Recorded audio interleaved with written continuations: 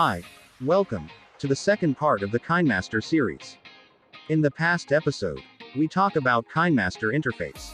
This episode, we gonna explore the interface a little bit deeper. Let's get started. First, let's see how to add more new layers to our project. To add photos or videos to main footage, click the media button in the media circle. Then, select what you want to add from this media browser. Now let's add new layers. For that, click the layer button in the media circle, and in this dock, choose what you want to add to your footage. I'm gonna add some photos and stickers.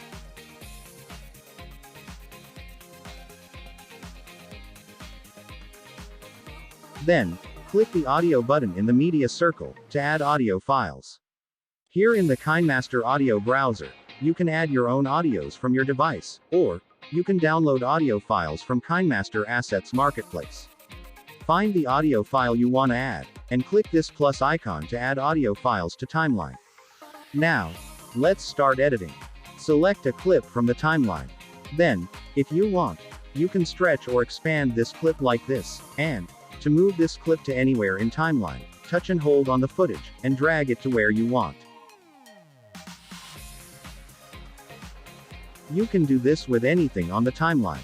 Then, if you want to trim a clip, select the clip, and click this scissor button. Here in the first option, you can remove everything from left of the playhead. Second option, you can remove everything from right of the playhead. Third option is to cut the clip in half. Next option, will cut the clip in half, and then it will insert a screenshot of that trimming point to the timeline. Now let's talk about the other options that we have here. Here is pan and zoom. You can use this option to either zoom in the footage, or zoom out the footage. Let me show you an example. Select the start position. Then, pinch and zoom the video window like this. And drag the video window to where you want. Do the same thing with the end position. Then click this button to save changes.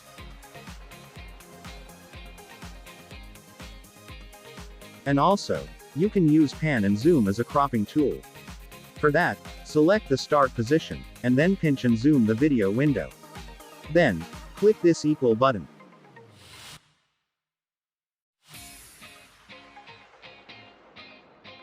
Let's move on to other options. Audio. From this option, you can access to the audio mixer.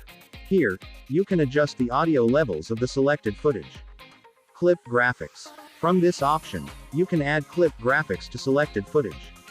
Here you have some built-in clip graphics. And if you want, you can download more clip graphics from Assets Marketplace. Speed. From this option, you can adjust the speed of selected footage. Reverse. This option allows you to restore your project, ignore it for now. Rotate and mirroring. Using this option, you can rotate or mirror selected clip. Color filter. Using this color filter option, you can add filters to selected clip. Adjustment. Using this option you can do color corrections of the selected clip. EQ. This option like a equalizer. But unlike equalizer, there's no option to adjust audio. Instead, you have some pre-built audio presets to choose. Volume envelope. You can use this option to increase or decrease the background volume of the selected clip as it plays. Reverb. This option is similar to the EQ I mentioned before. Voice changer. As the name suggests, you can use this option to change voices. Vignette. You can use this option to create a vignette effect around the selected clip.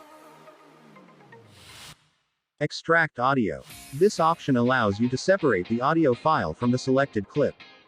Finally, information. Here you can see the details of the selected clip. That's it for this video. Like and subscribe to our channel, so you won't miss new updates. Thanks for watching. I'll see you in part 3.